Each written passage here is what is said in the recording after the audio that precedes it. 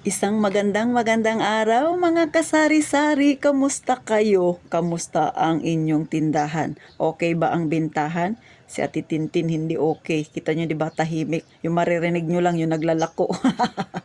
Hayaan nyo na mga kasari, ganun lang talaga ay tabing kalsada yung tindahan ni Ate Tintin. So ngayon, mag-share ako sa inyo ng aking personal experience sa pagkuha ng permit, kung gaano ba kapagod mga kasari. Sa mga wala pang tindahan pero nagbabalak na magkatindahan sa future, itong isi-share ko sa inyo ay magiging ganito rin ang inyong kahahantungan pag kayo ay kukuha na ng permit. O sana magkaroon kayo ng idea. At saka ngayon pa lang maihanda nyo na yung sarili ninyo kung gaano kapagod.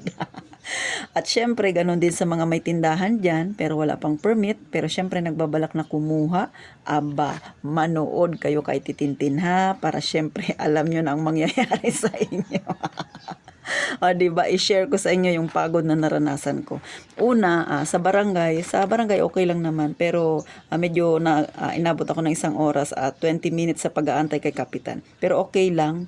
Kasi nga, syempre, ang una mong kukunin muna ay barangay permit o barangay certificate. So, ganito, clearance. O, ganyan mga kasari ha. Kung saan kayong barangay, so kukuha kayo ng ganito. Next, kumuha na rin ako ng, syempre may bayad yan. O, pero sa amin ay okay na kasi mabait si kapitan. Dahil early bird kami yun, libre yung ibinigay niya sa amin. Mga 6 yata kami o 7 katao na nakalibre. O, diba? Naka-discount. So next, kung meron namang sedula sa inyong barangay hall, pwede na kayong kumuha doon. Ako sa barangay hall, pero pagdating kay City Hall, pag chinek niya kasi yan, tapos nakita niya na medyo kulang yung computation ni barangay. So minsan, nagdadagdag si City Hall. So nasa sa inyo na yan kung saan kayo kukuha. Pero ako, kumuha ako kay barangay hall, sa barangay namin ng sedula, pero okay naman na hindi na masyadong na-check siguro ni kapit ni City Hall, wala naman akong dinagdagan. O, di ba, pasensya na kayo kay Titintin. Talagang masayahin lang ako, ha? So, ganon. So, sabi ko nga, kay barangay, wala masyadong hirap. Eto na ang ating magiging sakripisyo pagdating taon-taon yan. Yan talaga yung ating paghihirap. So, pagdating nyo kay City Hall, syempre, mayroon yan sa labas na nagbibigay ng papel para sa, i-fill out mo yun para sa assessment. Pero hindi pa talaga yun. Ilalagay mo lang yung pangalan mo, kung ikaw ba ay renew or bago, ganun mga kasari. Tapos titingnan niyan doon ang nag-i-encode. Next, pagkatapos noon, natapos ka na doon, syempre may pila rin yun. O pag na-assist ka na niya, sunod kukuha ka ulit ng number kasi pupunta ka na sa assessment department sa may mga business. So yung taga-assessment na yun, sila yung mag-i-interview sa iyo kung magkano ba yung iyong benta or kita sa isang araw. So doon, nakadepende ang iyong babayaran sa isasagot mo. O, bahala na kayo, basta binigyan ko na kayo ng clue. So, ganon mga kasari. I-interviewin ka nila, tatanungin ka magkano ang iyong kita, ganon. Marami pa silang itatanong sa inyo mga kasari. So, ngayon, pagka okay na, natanong ka na nila, yung papel mo, ipapasa nila yan ulit doon sa isang department. Sila naman yung magbibigay ng computation. O, ayan na. O, yan na yung binayaran ni Ate Tintin. Next, antayin mo na lang na tawagin ang iyong pangalan kung okay na ba yung computation sa'yo. Pagka natapos mo na ito, pila ka na naman kay cashier doon sa City Hall kasi magbabayad ka. Syempre, may number din yun na doon ang pinakamatagal kasi doon talaga yung pangkalahatang magbabayad sa cashier mga kasari. Lahat doon isang bagsak, lahat kayo mag-aantay kayo. Ganon mga kasari. So, pag natapos mo doon, syempre pag nakapagbayad ka na, bibigyan ka na ng resibo. Pag natapos mo na bayad ito, hindi ka patapos, ha? Huwag kang magbunyi.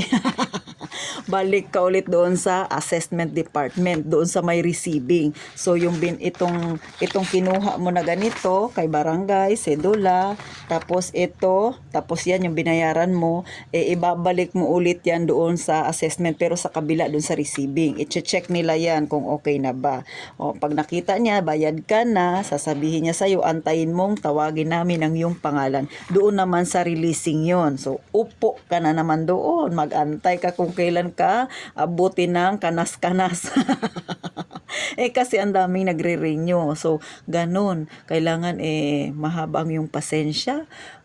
Doon sa totoo lang mga kasari, nagpunta ka ng umaga, lalabas ka ng hapon. So, nagpunta ako ng maaga, gutom kung gutom. Hindi ko siya pwedeng alisan kasi nga, yung number mo nandoon. So, walang tanghalian na nangyayari. Hindi ka rin makamerienda kasi bantay-bantay ka doon sa number mo.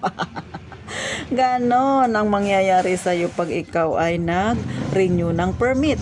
So, mga kasari, ganyan ang paghihirap na mararanasan mo, ha. Hindi ka siguro magugutuman kung may kasama kang magre-renew. Bakit? Syempre, kung siya muna ang kakain, ikaw muna yung magbabantay. Next, kung ikaw naman yung kakain, siya naman yung magbabantay, okay yun, palitan kayo. Pero kung kagaya sa akin lahat, gutom kung gutom ang inabot ko, mga kasari.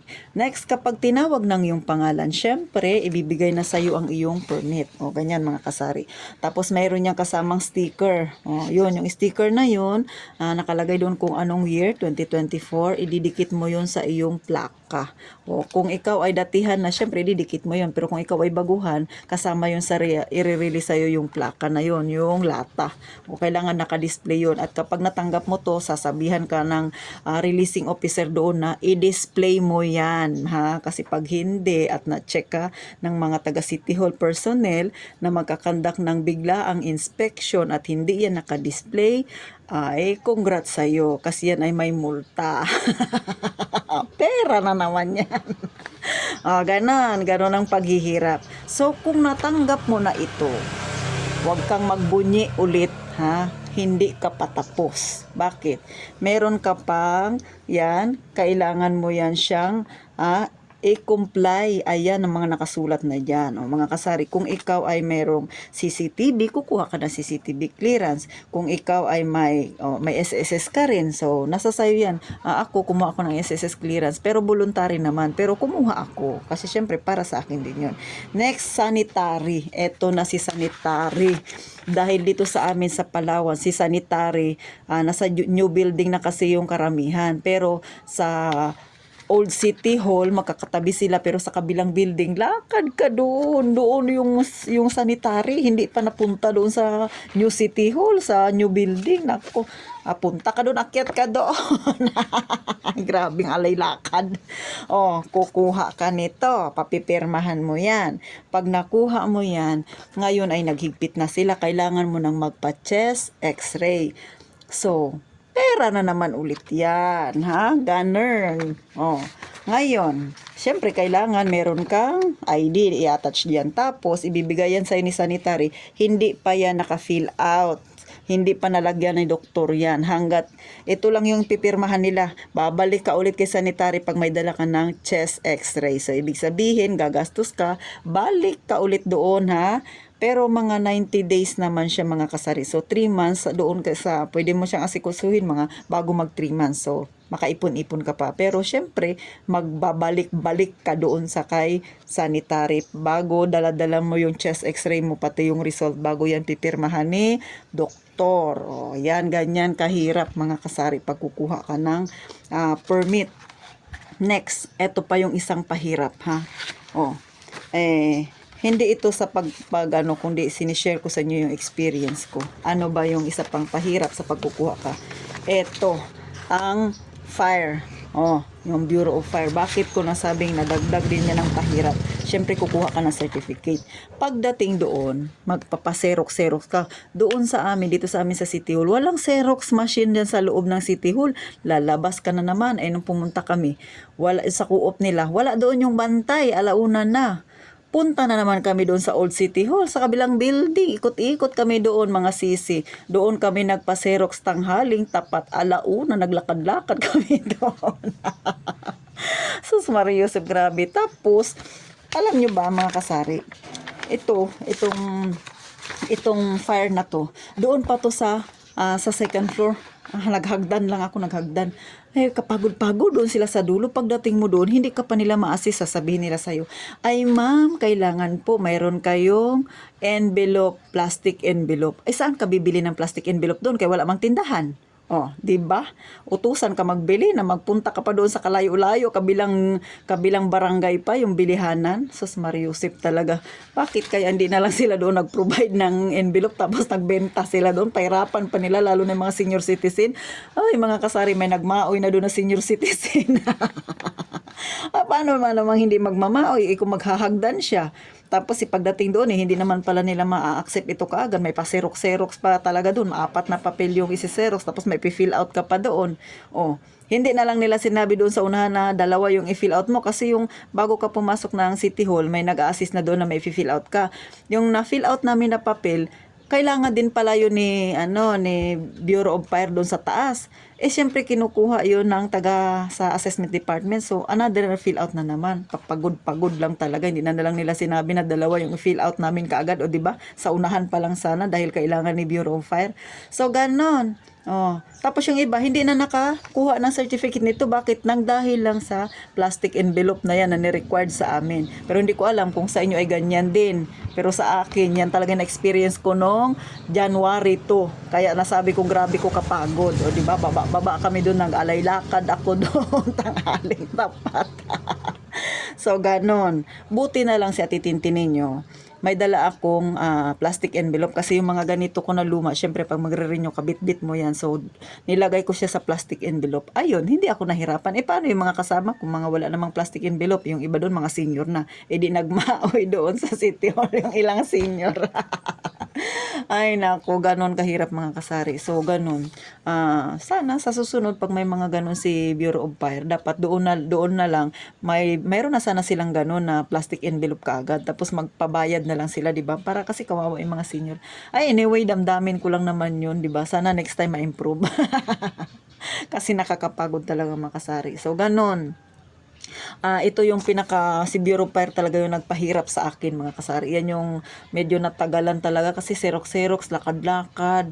Tapos sa kabilang building pa kami nagpunta, ang init-init. Oh, buti ako hindi pa naman ako senior. Pero paano yung mga senior na nagre-renew? Kaya doon hindi natin maiwasan na may mga senior talaga na magtatalak, lalo na yung hirap maglakad mga kasari. Tapos wala pa silang kasama. Siguro mga kagaya ko rin sila, mga nag-iisa lang sa tindahan. Tapos ganyan yung nangyari. O di ba? Sino naman talagang alangan naman matutuwa ka sa ganun, pababalik-balikin ka mga kasari. No, ganun. Ganun yung nangyari sa akin. So, sa baba ng inyong mayor's permit, yan yung i-comply ninyo mga kasari. Pero yan, within 90 days pa naman. So, sa akin, ang kulang ko na lang ay sa pagbabalik ko na lang siya yung sa real property tax. Pero wala naman kasi akong real property tax. Yung isa ko kasing property ay iba yung apelyedong nakapangalan. So, pero okay na yun. Taon-taon ako ay nagbabayad ng tax. So, ngayon, alam nyo na kung gaano kahirap kumuha ng permit mga kasari. Ihanda ninyo yung puwet ninyo. Kung kayo ay mag-isa, kagaya sa akin, ihanda ninyo yung tiyan ninyo dahil magugutuman talaga kayo. Nagbaon lang ako ng tubig mga kasari para mapawi yung aking uhaw. Kasi kung doon ka pa bibili ng tubig, mahal. So ako may daladalang tubig mga kasari. Nahirapan lang ako doon sa Bureau of Fire, doon sa Xerox na yan. Tapos may isa pa silang required nga, yung nga plastic envelope. So baba-baba, yung iba nakakaawa yung mga senior. So yun lang ang aking naging hinaing, ganon. Yun lang talaga yung nakakapagod. Dapat mahaba rin ang iyong pasensya. Ako kasi hindi kasi, sabi ko nga, hindi naman ako pala away. So, tahimik lang ako. Naawa lang ako dun sa mga matatanda kasi nga nahirapan dahil lang diyan sa plastic envelope na required ni Bureau of Fire. Pero syempre sa amin yun, dito yun sa amin. Hindi ko alam sa inyo kung ganyan din, kung magpipinasaway din sila. Mga requirements silang nalalaman. O diba, sana sa susunod mag-required sila, itinda na lang nila doon. Tapos sana may Xerox machine na rin doon sa loob para hindi mahirapan yung mga nagre-renew na magpa-Xerox, lalabas pa ng kabilang building mga kasari. So sana magawa nila ng paraan yan by next year. Pero syempre hindi ko alam sa inyo kung ganyan din ba. Pero sana hindi ganyan sa inyo, 'di ba? Hindi ganoon kahirap. So yun lang. Ang medyo nag-improve naman sila ngayon yung sa mga cashier. So marami yung window na open kaya matapos kami kaagad sa aming mga permit. So yan ang hirap ni Ate Tintin sa pag-aasikaso ng permit mga kasari. So paano? Kayo ba ay natawa sa aking experience mga kasari? O yung iba na iisip na ganyan pala kahirap yan pag kumuha ka ng permit. Pero sa totoo lang, ang masaya mga kasari yung mga kabarangay mo ng mga may tindahan. Magkikita kayo doon, magmamarites kayo tungkol sa inyong mga customer na mga palautang, magpapang-abot kayo. Yung experience mo sa yung customer na experience din pala nila yan. So yun lang yung nakakatawa doon, magmaritesan kayo. So sa totoo lang, masaya naman mga kasari, pero nakakapagod na. Pero syempre, ma-experience nyo yan pag kayo ay kumuha na. So sana, kayo ba, sa mga nanonood sa akin, ganyan din ma-experience ninyo? Share nyo naman ha, comment nyo dyan kung gaano kayo nahirapan. O diba, para sama-sama tayong magtawanan na lang mga kasari. So paano, hanggang dito na lang ang aking vlog na nakakatawang experience na nakakapagod. Nag-enjoy ba kayo o natawa kayo sa itsura ni Titintin sa pagkukwento? Mga kasari, good vibes lang tayo. So thank you po ng marami sa mga hindi pa nakasubscribe. Please subscribe and like naman mga kasari para dumami-dami pa tayo. So paano, magkita tayo sa susunod na vlog ni Titintin? Mag-iingat kayong palagi mga kasari.